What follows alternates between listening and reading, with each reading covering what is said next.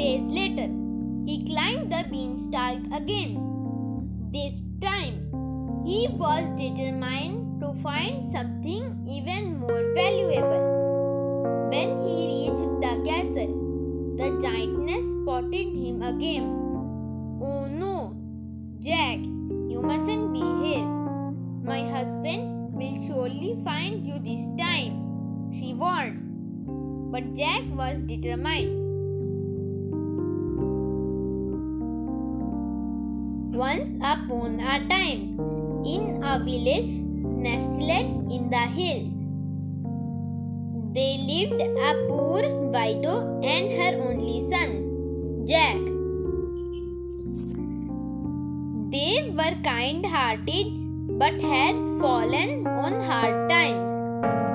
All they had left was an old cow named Bessie, who gave milk that Jack's mother sold to buy food.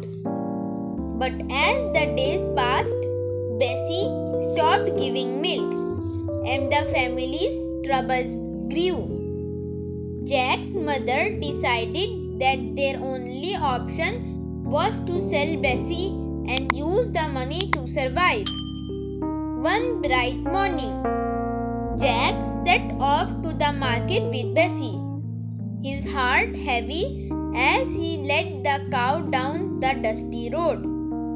On the way, Jack met a strange old man who was dressed in ragged clothes but had a mysterious twinkle in his eye.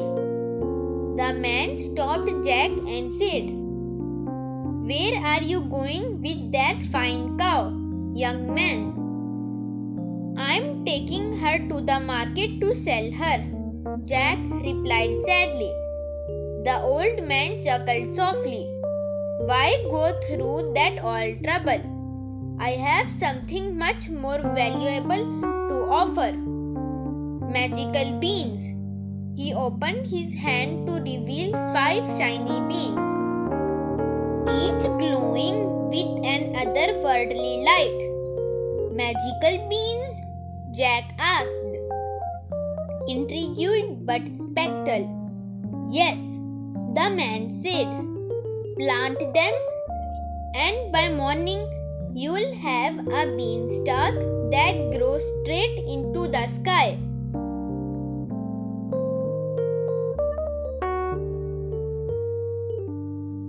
Leading to riches beyond your wildest dreams.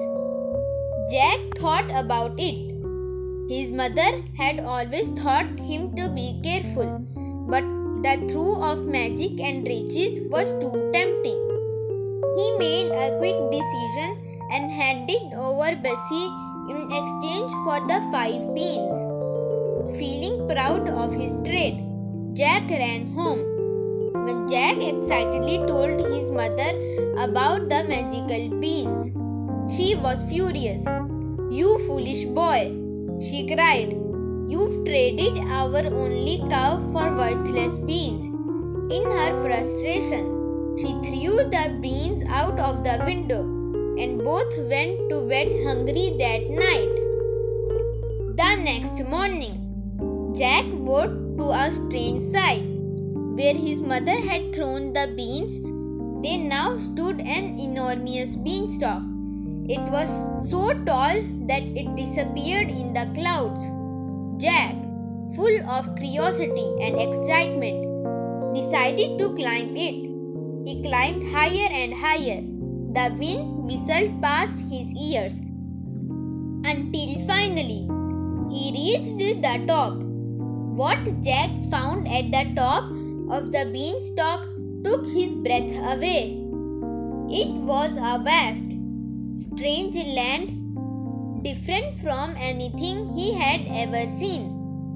Rolling hills stretched as far as the eye could see, and in the distance stood a magnificent castle. Jack, feeling adventurous, made his way toward the castle, his heart pounding with both fear and excitement. When he reached the massive door, Jack knocked hesitantly. The door creaked open, and to Jack's astonishment, a giant woman stood before him. She was huge, but didn't seem threatening. "What brings you here, little one?" she asked in a booming voice. "I am Jack. I climbed the beanstalk and I am just exploring," Jack replied nervously. The giantess smiled kindly. "You should leave quickly, Jack. My husband is a giant and he is not fond of visitors, especially small ones like you. But come in for some food before you go." She led Jack into the kitchen and gave him a huge plate of food. As Jack ate, the ground shook. The giantess' face turned pale. "My husband is home. Quick, hide in the cupboard," she whispered urgently. Jack barely had time to hide before the giant stomped into the room. "Fee, fee, fo, fum. I smell the blood of an Englishman," the giant roared. "Be he alive or be he dead, I'll grind his bones to make my bread." The giantess tried to calm him down. "You're imagining things, dear. There's no one here but me. Now sit down and eat your dinner." Grumbling, the giant sat down. After eating, he brought out of sack a gold coins and began counting them. Soon, his head nodded, and he fell into a deep sleep. Jack, peeking from the cupboard, saw his chance. Quickly he crept out, carefully a handful of gold coins, and slipped out of the castle and raced down the beanstalk and hurried home. When Jack arrived, his mother was overjoyed to see the gold. "Jack, where did you find this?" she asked in disbelief. "I climbed the beanstalk to a land in the sky. There's a giant who lives there, and he had this gold," Jack explained. Though his mother was happy, she warned Jack never to return to the beanstalk, fearing the dangers that might await him. But Jack, feeling braver than ever, couldn't resist that thrill of more adventure and riches. A few days later, he climbed the beanstalk again. This time, he was determined to find something even more valuable. When he reached the castle, the giantess spotted him again. "Oh no, Jack, you mustn't be here. My husband will surely find you this time," she warned. But Jack was determined. "Please, I just need a little more food and then I'll go," he said. Reluctantly, the giantess let him in. But once again, as Jack was eating, the giant came home. "Fee, fee, fo, fum. I smell the blood of an Englishman," he roared.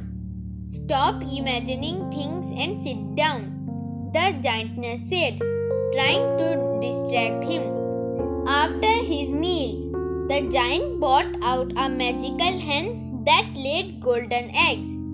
Jack's eyes widened in awe as the hen laid one golden egg after another. Soon the giant fell asleep, and Jack, quick as a flash, grabbed the hen and raced down the beanstalk.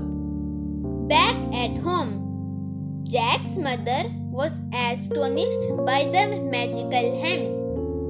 Now they had all the wealth they needed, but Jack's curiosity got the better of him once again. A few days later, he decided to return to the castle one last time. This time, Jack didn't wait for the giantess to see him. He sneaked into the castle and hid behind a curtain. As he watched, the giant brought out of a beautiful harp that played music all by itself. Mesmerized by the music, Jack waited until the giant fell asleep. Then he crept forward, grabbed the harp, and tried to leave. But the magical harp cried out, "Master, Master, someone is stealing me." The giant woke up with a roar and saw Jack running away. "Fee, fee, fo, fum. You won't escape this time." The giant bellowed, chasing Jack to the beanstalk. Jack scrambled down as fast as he could, but the giant was right behind him. As soon as Jack reached the bottom, he grabbed an axe and began chopping at the beanstalk. The giant, halfway down, let out a great shout at the beanstalk, wobbled and swayed. With one final chop, the beanstalk came crashing down, and the giant fell to the ground with a tremendous thud. He was never seen again. From that day on, Jack and his mother lived happily and comfortable with the gold, the magical hen, and the harp. Jack had learned that while adventure is exciting, but it's also important to know when enough is enough. Please like, share, comment, and subscribe for more interesting videos.